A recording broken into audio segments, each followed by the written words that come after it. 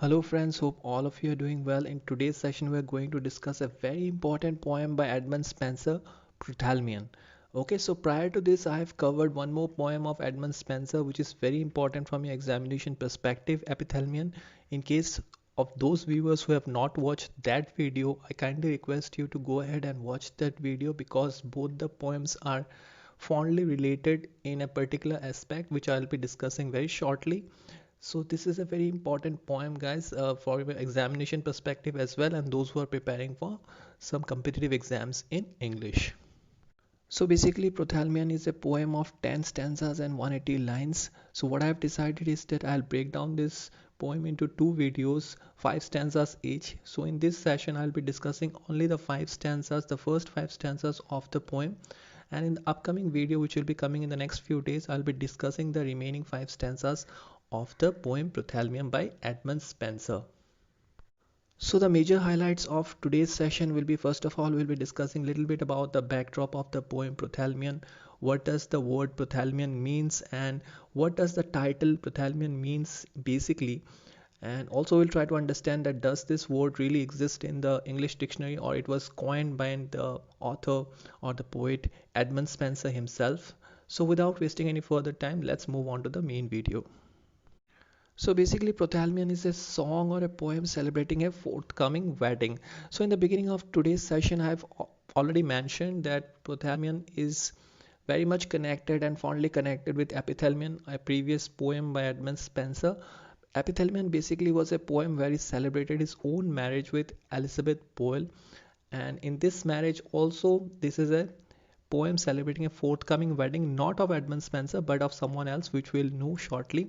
So what does the title Prothalamion means? It's a marriage song, of course, the term invented by Edmund Spenser for the title of his poem celebrating the weddings of Catherine and Elizabeth Somerset in 1596. This word is basically derived from epithalamion, literally meaning before the bridal chamber.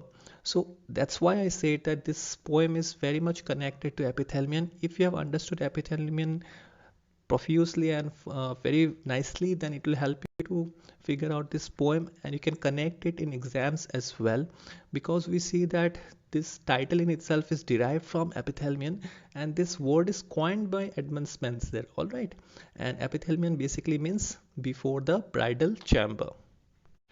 Prothalamion, the commonly used name of Prothalamion, or a spousal verse in honor of the double marriage of Lady Elizabeth and Lady Catherine Somerset, is a poem by Edmund Spenser, who was born on 1552 and died on 1599. He was one of the important poets of the Tudor period in England. The poem was published in 1596 and it's a nuptial song that he composed that year on the occasion of the twin marriage of the daughters of the Earl of Worcester, Elizabeth Somerset and Catherine Somerset, to Sir Henry Guildford and William Petre. Now these names that I've just said, the daughters of Earl of Worcester, Elizabeth Somerset and Catherine Somerset, are very important from your examination perspective, so you have to definitely remember those. And also the name of the people to whom they got married, those are Sir Henry Guildford and William Petre. Now this poem in itself is quite a important poem, considering the fact that American-born British poet T.S. Eliot also quotes a line from this poem Prothalamion. The line says, "Sweet Thames, run softly till I end my song." Now this line you will find at the end of each stanza of this poem, and T.S. Eliot has quoted this line in his poem The Wasteland in 1922. Alright, so The Wasteland also I have covered in my channel, so if you want to see that explanation of that poem, then you can go ahead and also watch the Wasteland summary and the poem analysis, the link of which is obviously given in the description after watching this video. So after knowing a little bit about the backdrop of the poem Prothalamion by Edmund Spenser, let us now come and discuss and have a line-by-line analysis of the entire poem. Considering the fact that most of my subscribers and the viewers want the line-by-line analysis rather than just describing them the summary of the stanzas of the poems, I've decided that I will rather explain the line by line, and after that I'll overall summarize the poem stanza wise. Okay, so for that purpose I have only kept 5 stanzas in this session and the remaining 5 stanzas I'll discuss in the upcoming video. So the poem starts with the lines, calm was the day, and through the trembling air, sweet breathing Zephyrus did softly play. Now here the poet is setting the tone of the poem, the total ambience and the environment in which he is expressed with the help of the first two lines. Alright, here the word Zephyrus is very important because Zephyrus, sometimes shortened in English to Zephyr, is the Greek god of the west wind. Alright, the gentlest of the winds, Zephyrus is known as the what? Fruitifying wind, the messenger of spring. So you can understand that what season is going on and what is the backdrop of this poem when the poet is actually describing the environment around him. It's like the onset of the spring. All right, so you don't need to remember the entire thing, just you remember that Zephyrus is basically the Greek god of west wind. All right, a gentle spirit that lightly did delay hot Titan's beam. Now hot Titan here obviously means the sun. All right, which then did glister fair. So it was a very bright day. We can see the beautiful environment that the poet is trying to depict with his eyes. When I whose sullen care. Now here there is a drastic change between the environment that he is in and the the mental mindset that he is having, because sullen care means he is having a sulky day or he's in a bad temper. So basically in his personal context he is not having a good day. Now let's see that why he's not having a good day. Through discontent of my long fruitless stay in Prince Court, an expectation vain of idle hopes which still do fly away like empty shadows did afflict my brain. Now we get to know that even in the presence of such a beautiful day, the onset of spring, why the poet is having a bad day, because he believes that he has had a long fruitless stay in the Prince Court. We know now that the poet walks in the Prince Court, and whatever expectations he had, it went on vain, and there were idle hopes which are lying just, and he was not feeling worthy. All right, he was not feeling worthy in the Prince Court, as he has compared it like empty shadows, fine, which was afflicting his brain. Now let's move on. Walked forth to ease my pain. Now he is moving out of that agony that he was suffering in the Court in order to ease his pain along the shore of silver streaming Thames. Now this is a very important line. Why? Because here the mention of the famous river, the longest river in England is actually given. Thames is basically the longest river in England, which is also known alternately in parts as the river Isis. So you have to remember that Thames river of England is also known as Isis river. Okay, whose rutty bank the which his river Hams. So river Hams is also a river in like England. Both the rivers Thames and Hams are in England, and primarily if you see that both of them have a distance of around 3.5 hours, so quite far away from each other. But here the poet has mentioned both the rivers. All right, but the primary focus is on the Thames river, which is the longest river in England. Was painted all with variable flowers, and all the meads adorned with dainty gems. Now meads here means meadow of course, and here dainty means delicately small and pretty. So he is trying to describe the environment again after expressing the audience about his mental agony that was going through. He is trying to explain that how the surroundings of river Thames is very beautiful. The meadows, that means the greenery around it, is like it's like a dainty gems. Okay, it's like adorned with dainty gems, that means very beautiful gems. Okay, so actually theoretically there are no gems present here, but he's just trying to compare the glitters of the greenery with dainty gems fit to deck maiden's bowers. Now bowers means a pleasant shady place under trees or climbing plants in a garden or wood. So all these lines we can figure out that it's a very greenery environment. All right, and crowned their paramours against the bridal day which is not long. So here the poet is giving a hint about the marriage. All right, so he is giving a hint about the marriage. So very important line again. He is trying to say that the bridal day is very soon and it is not long that the marriage will take place. And the end of the first stanza, you will see that he is saying the same line which I have described in the beginning, from which T.S. Eliot has also quoted the same line in his poem The Wasteland. Sweet Thames, run softly till I end my song. So he is urging the river, in England, that is the longest river, Thames, to run softly till he ends his song. Because we have discussed about the backdrop, when we're discussing about the backdrop of the poem, we've discussed that Prothalamion is basically a song or a poem to describe, to celebrate marriages. So he is actually, with the help of this poem, he's trying to sing in the honor of the marriage of the twin daughters. All right. So that is how he ends all his stanzas. Sweet Thames, run softly till I end my song. So moving on to the second stanza starts with the lines, there in a meadow by the riverside, a flock of nymphs I chanced to espy.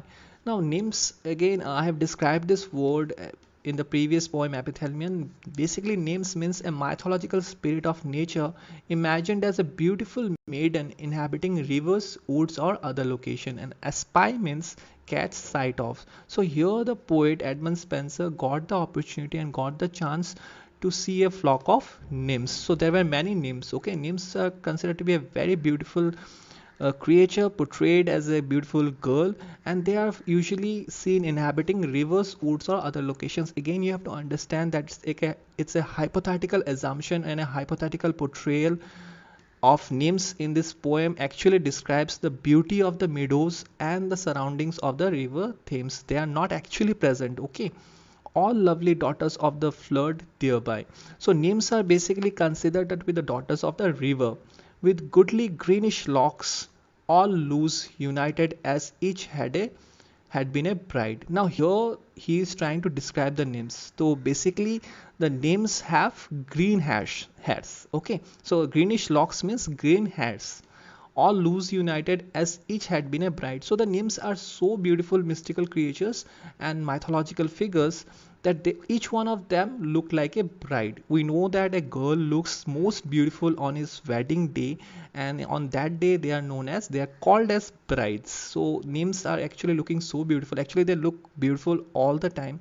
If you are very much interested in Greek mythology, you will see that the portrayals of nymphs are given in a very beautiful fashion. All right, and each one had a little wicker basket made of fine twigs entrailed curiously, in which they gathered flowers to fill their flasket. Now all the nymphs, there are more than one nymphs, because the poet has already mentioned a flock of nymphs. All right, now all of them were carrying a basket with them, and that basket is made out of fine twigs. That means the small branches of the trees. A very beautiful one. So here let's find out that why they are carrying the basket. And with fine fingers cropped full featurously the tender stalks on high of every sort which in that meadow grew. So basically the nymphs here are to collect something with the help of their baskets. So they gathered some, the violet pallid blue. So the violets, they are collecting the violets, the little daisy that at evening closes. So they are also collecting the daisy plants, the daisy flowers, which closes at evening. All right, the virgin lily and the primrose true.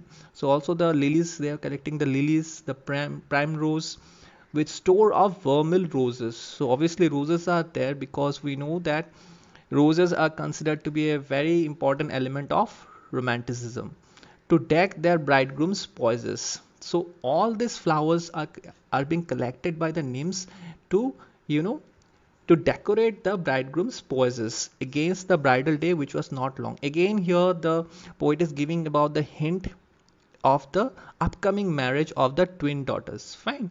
So here he is trying to say that the nymphs are collecting such beautiful flowers like the violet pallid blue, the little daisy, the virgin lily, the primrose, the roses, primarily in order to, celebrate the upcoming marriage of the twin daughters.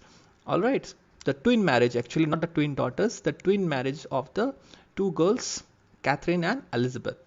And finally again the second stanza ends with the same line, sweet Thames, run softly till I end my song. So you will find this line in at the end of every stanza, and this is actually a hint for you to remember this poem in a very explicit manner, because obviously you cannot memorize all the lines of the poem, and it is not expected out of you.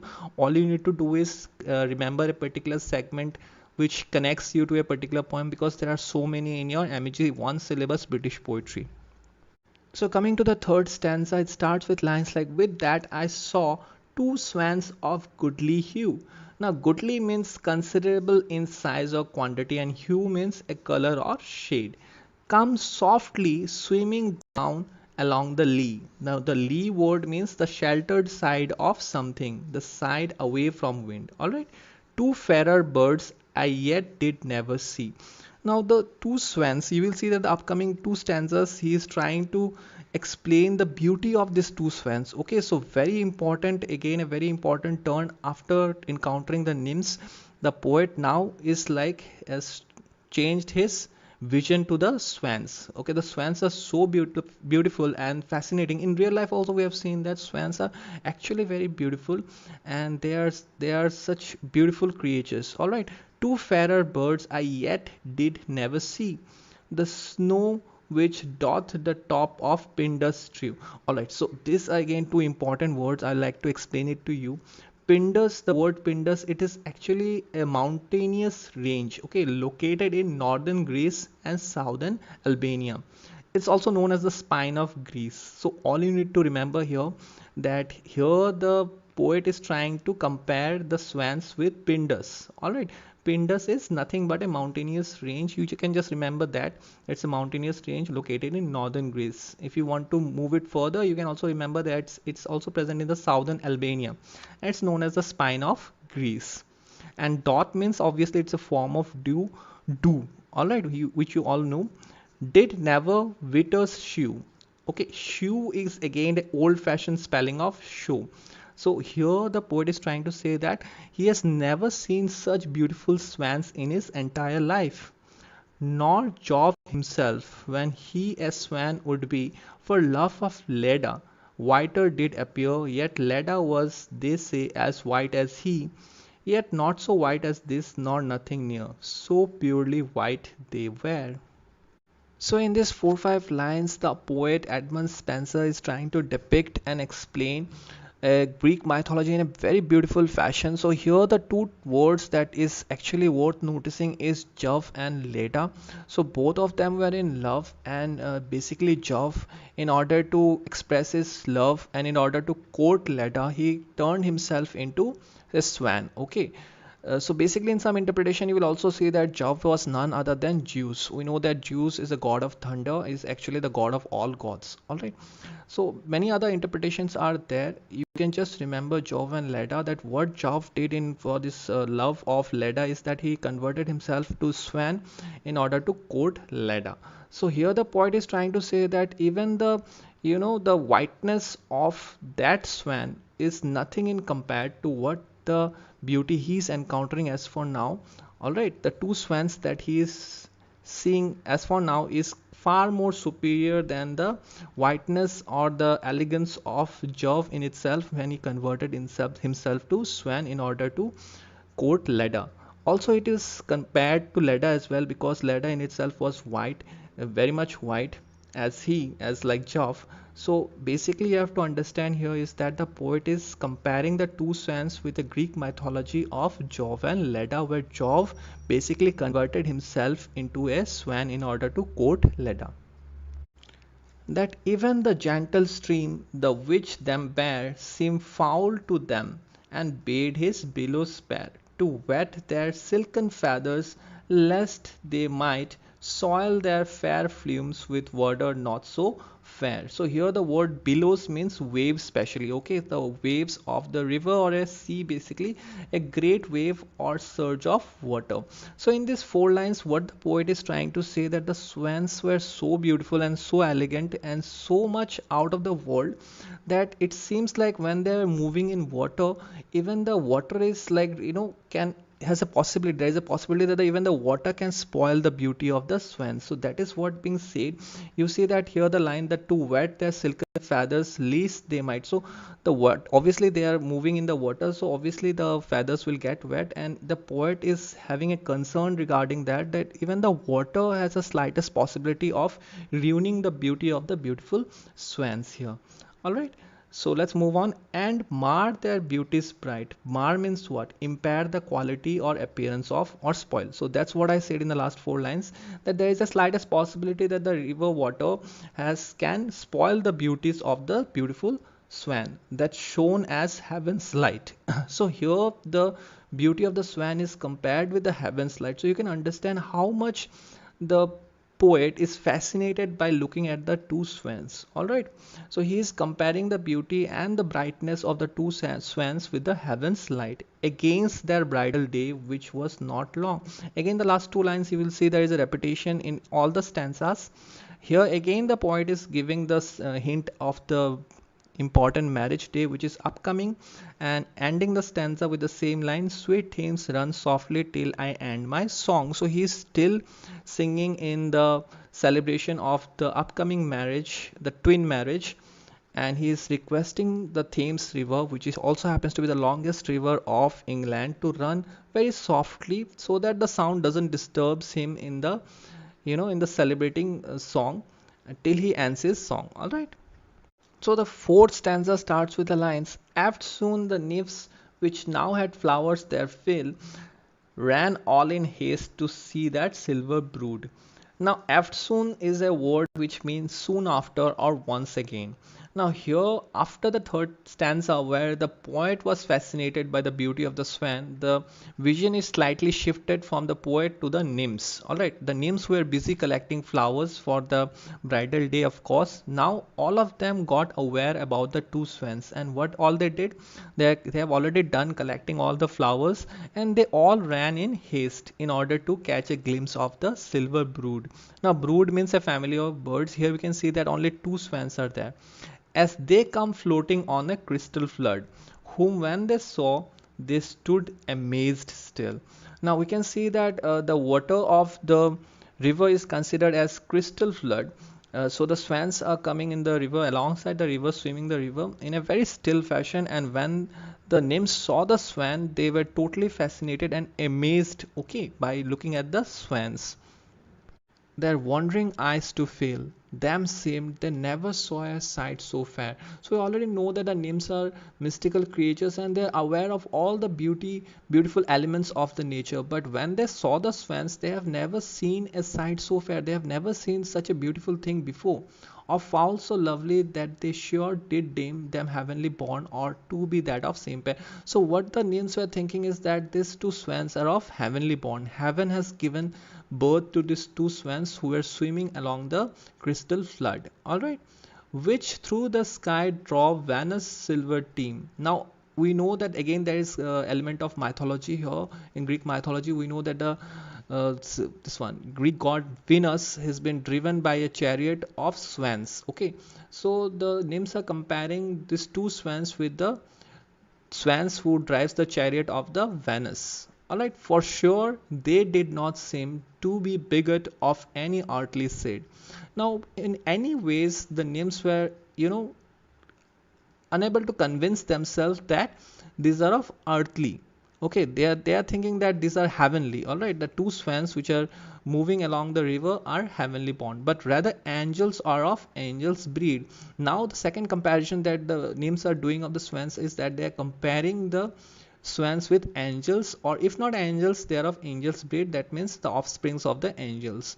Yet were they bred of summer's heat, they say, in sweetest season, when each flower and weed the earth did fresh array, so fresh they seemed as day. Now, in this final few lines, we'll see that actually the poet is again trying to convince the audience that no, they are not heavenly born, nor they are angels or angel spirit, rather they are creatures of earth. All right, and they reflect the freshness of the earth, and they were like shining and very beautiful. And because why that is happening, that is again in the final two lines, it's giving the hint of the upcoming marriage, even as their bridal day, which was not long. Now here there is a change. All right, the second last line of this stanza is giving the hint of the marriage of the swans, even as their bridal day, which was not long. So that's why this pair is moving along, and they were looking so beautiful, because the poet is trying to say the audience that they have also their bridal day upcoming, which was not long. And finally ending the stanza with the same line, sweet themes run softly till I end my song. So coming to the fifth stanza, which also happens to be the final stanza of today's session. The remaining five stanzas I'll be discussing in the upcoming session. Then forth they all out of their baskets drew great store of flowers, the honor of the field, that to sense did fragrant odors yield, all which upon these goodly birds they threw.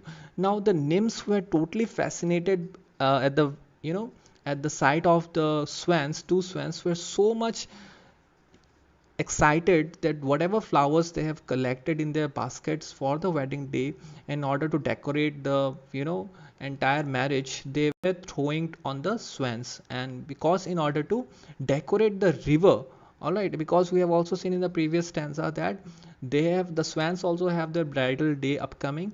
So the nymphs were so much fascinated by the beauty of the swans that they started throwing flowers at them, all right. And all the waves did strew, that like old Peneus water they did seem. Now Peneus again is very very important word. Basically Peneus was a Thessalian river god, again a mystical and mythological figure from Greek mythology. So Peneus was a Thessalian river god, one of the 3000 rivers, all right. Basically Peneus was a child of Oceanus and Tethys. So you don't need to remember all such technicalities, but just remember that Peneus was a Thessalian river god. All right, and basically Oceanus, he was a offspring of a child of Oceanus and Theseus. And so that they, like old Peneus waters, they did same when down along by peasant Tempest shore. So Tempest again a very important word. So here Tempest basically actually is a valley which is about 5 miles long between Mount Olympus and Mount Ossa in Thessaly, famous for its beauty. Okay, Thessaly, Greece. So it's very famous for its beauty, and in ancient times it is regarded as sacred to Apollo. So Apollo is again a very Greek god. I think I've already told you in my previous videos about Apollo. So here the poet is again trying to depict two more very important mythological elements. So first is Peneus was a Thessalian river god, and second is the Tempest, which is a valley, and it's actually a valley between the Mount Olympus and the Mount Ossa in Thessaly, Greece. So you can see the next line, the mention of Thessaly is there. Scattered with flowers through Thessaly they stream. Okay, so this again is giving a very different idea from the concept that the poet is trying to depict by urging the river Thames to run softly, because here we can see that the swans are actually going through the Thessaly, all right. So that they appear through lilies planter store like a bride's chamber flow. Two of those nymphs meanwhile to garland bound. Now what is happening here is, after throwing the flowers that they have collected for the marriage to the swans and decorating the river in order to honor the two beautiful swans, what the nymphs are doing next is that two of them are like now busy making garlands, okay, of freshest flowers. So the freshest flowers they have collected, they are making the garlands, which in that mead they found in the meadows. So in the meadows they have collected the flowers. So mead is actually a word for meadows, the which presenting all in trim array their snowy foreheads there withal they crown. So they made two crowns for the swans and decorated and honored the swans with the two crowns. So as you can see in a lot of Western marriages, you can see the girl wearing a crown of flowers. So here it's actually an old tradition of England, where you'll see in Western cultures they do it in Christian marriages, of course. So here the nymphs are doing that honor to the swans by making the garlands and the crowns with the freshest flowers and honoring them by crowning them with the flowers, this one crown, okay. Whilst one did sing this lay prepared against that day. So the nymphs were also started singing, and one of them were singing actually against their bridal day, which was not long. Sweet Thames, run softly till I end my song. So here the hint of upcoming marriage is again given by the poet, and ending the stanza with the same line, Sweet Thames, run softly till I end my song. So this is the video, guys. In this session I have actually discussed about the backdrop of the poem Prothalamion by Edmund Spenser, how it is very much connected with the previous poem of Edmund Spenser, Epithalamion, and what is the source of inspiration of this poem, what are the two characters, the twin marriages of Elizabeth and Catherine that is going to take place shortly. And in order to honor this marriage, actually Edmund Spenser wrote this poem. So I have tried my best to do the line by line analysis of the first five stanzas. The next five stanzas discussion will be coming very shortly in our channel. In case if you have any other doubts regarding the first five stanzas, which I don't think you should have, because I have tried to be as precise as I can, but in case if you do have, do let us know in the comment section. And in case if you have any other queries, or you do want me to cover any other literary work of any eminent author or poet, please let me know in the comment section. Your comments means a lot to me, and it actually inspires me to go ahead and create such videos for you people. So till then, stay at home, stay safe, God bless you, and thank you all.